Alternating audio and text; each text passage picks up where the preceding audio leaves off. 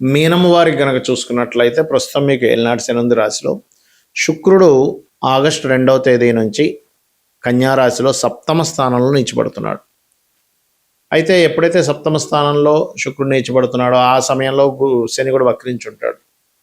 మరి ఈ శుక్రుడు నీచంలో ఉన్నందుకు కలిగే ఫలితాలు, అందులో పాజిటివ్ ఏంటి, నెగిటివ్ ఏంటి, మీ పర్సనల్ చార్ట్లో గనక ఏదైనా గ్రహం నీచపడి నీచభంగా రాజయోగం ఎలా కలుగుతుంది, మీరు ఏ దేవత ఆరాధన చేయాలి, ఎటువంటి విషయాల పట్ల బాగుంటుంది అనేటువంటి అంశాలు చెప్తుంది నేనైనప్పటికీ చెప్పిస్తుంది సాక్షాత్ లలిత అమ్మవారిగా భావిస్తూ ఆ లలితాంబిక అమ్మవారి యొక్క అనుగ్రహం మీకు పరిపూర్ణంగా కలగాలని మనస్ఫూర్తిగా కోరుకుంటూ, ఇక్కడ సప్తమంలో ఉన్నందుకు, అది కూడా అష్టమాధిపతి తృతీయాధిపతి అయినందుకు ప్రధానంగా మీరు వివాహం చేసుకునే విషయంలో రాంగ్ స్టెప్ పడుతుంది కాబట్టి జాగ్రత్తగా ఉండండి.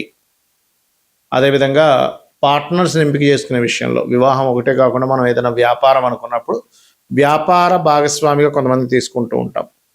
ఆ విషయంలో కొన్ని తొందరపాటు నిర్ణయాల వల్ల రాంగ్ స్టెప్ పడుతుంది కాబట్టి చాలా జాగ్రత్తగా ఉండండి.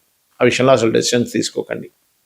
అదేవిధంగా ఈ 4వ భావంలో ఉండేటువంటి కుజుడు కూడా వీక్షిస్తున్నాడు. కాకపోతే మీ లగ్నానికి శుభుడే కొంతవరకు. దానివల్ల కొంత ఈ వివాహ సంబంధించినటువంటి విషయంలో మీ డెసిషన్ కాకుండా మీ కుటుంబ సభ్యుల డెసిషన్, అందులో ముఖ్యంగా తండ్రి గారి యొక్క డెసిషన్ మీద వెళ్ళండి. ధన భాగ్యాధిపతి, కుటుంబ భాగ్యాధిపతి అయినటువంటి కుజుడు 4లో వీక్షిస్తున్నందుకు అది కంట్రోలింగ్ అనేది దాని మీద ఉంటుంది అంతా కూడా.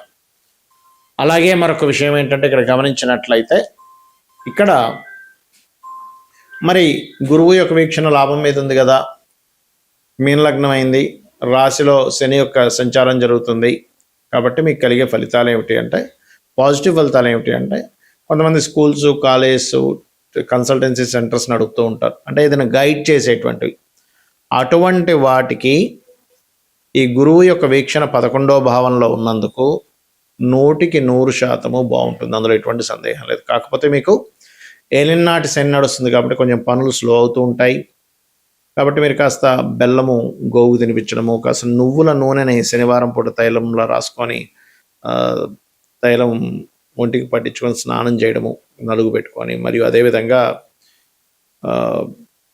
దగ్గరలో అమ్మవారి ఆలయాలు ఉన్నట్లయితే, అందులో ముఖ్యంగా దక్షిణామూర్తి ఆలయాలు ఉన్నట్లయితే కూడా వెళ్ళి వస్తూ ఉండండి. అన్ని విధాలా మీకు బాగుంటుంది.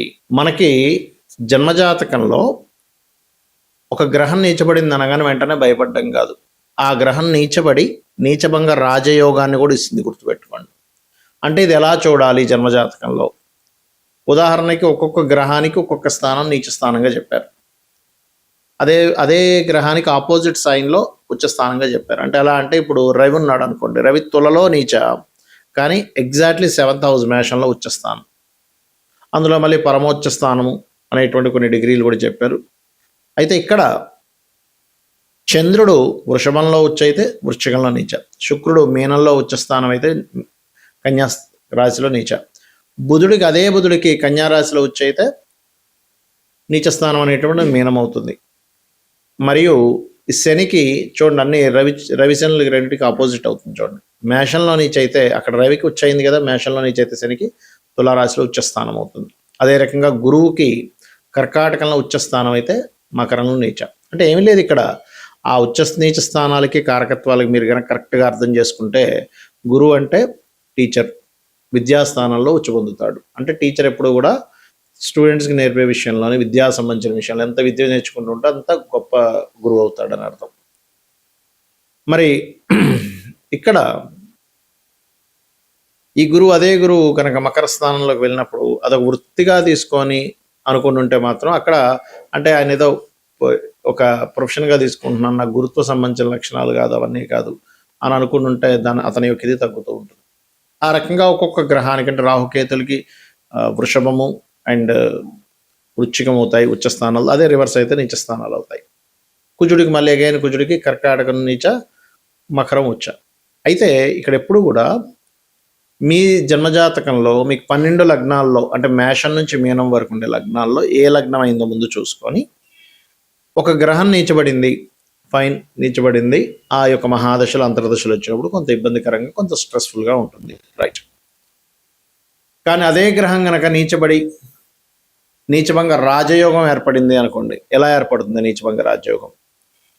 ఆ గ్రహాన్ని అంటే నీచబడ్డ గ్రహాన్ని ఇంకొక నీచబడ్డ గ్రహం చూసినా నీచభంగ రాజయోగం, ఆ నీచబడ్డ గ్రహాన్ని ఇంకో ఉచ్చ గ్రహం చూసినా నీచభంగ రాజయోగం, ఆ నీచబడ్డ గ్రహం ఏ రాశిలో అయితే ఉందో ఆ రాశ్యాధిపతితో కలిసి ఉన్నా వీక్షిస్తున్నా నీచభంగ రాజయోగం, ఆ రాశి అధిపతి వెళ్ళి ఉచ్చస్థానంలో ఉన్న ఏ రాశిలో అయితే నీచబడిందో ఆ రాశి అధిపతి వెళ్ళి ఉచ్చస్థానంలో ఇలాగా కొన్ని సమ్ ఫార్ములా చెప్పారు ఆస్ట్రాలజీలో, జ్యోతిష్ శాస్త్రంలో. అయితే ఇక్కడ ఎప్పుడైతే ఇలా నీచబడ్డ రాజయోగం జరిగిందో అప్పుడు ఏమవుతుందంటే వాళ్ళకి బ్యాడ్ అవ్వాల్సింది కాస్త కంప్లీట్ గుడ్. కొంతమంది చెప్తుంటారు చూసారా, అసలు తన దశ తిరిగిపోయిందండి, టైం మారిపోయిందండి. ఇవన్నీ నీచభంగ రాజయోగాలు ఆర్ విపరీత రాజయోగాలు. అంటే 6, 8, 12 లాట్స్ 6, 8, 12 కాంబినేషన్స్లో ఉంటాయి. దట్ ఈస్ విపరీత రాజయోగం. దానికి బోల్డ్ అంత మళ్ళీ లెక్కలు ఉంటాయి. ఇప్పుడు నీచభంగ రాజయోగం అని చెప్పాము. ఆ నీచభంగ రాజయోగం కనుక పాపకత్తిలో ఉంటే పెద్దగా యోగించదు. ఉంటుందంటే పెద్ద ల్యాండ్ ఉందండి, మా నాన్నగారిది 100 ఎకరాలు ఉంది, కానీ అది కబ్జాలో ఉంది, అలా ఉంటాయి పరిస్థితులు. చాలా పెద్ద బిల్డింగ్ ఉందండి, కానీ రెంట్లు రావట్లేదు. లేకపోతే చాలా పెద్ద టాలెంటెడ్ పర్సన్ అండి, కానీ ఉద్యోగం రావట్లేదు. ఇలా ఉంటాయి పాపకత్తెల్లో ఉన్నప్పుడు. కాబట్టి మీరు ఎప్పుడైనా సరే మీ జన్మజాతకంలో ఒక గ్రహం నీచంలో ఉందనగానే వెంటనే కంగారు పడటం కాదు.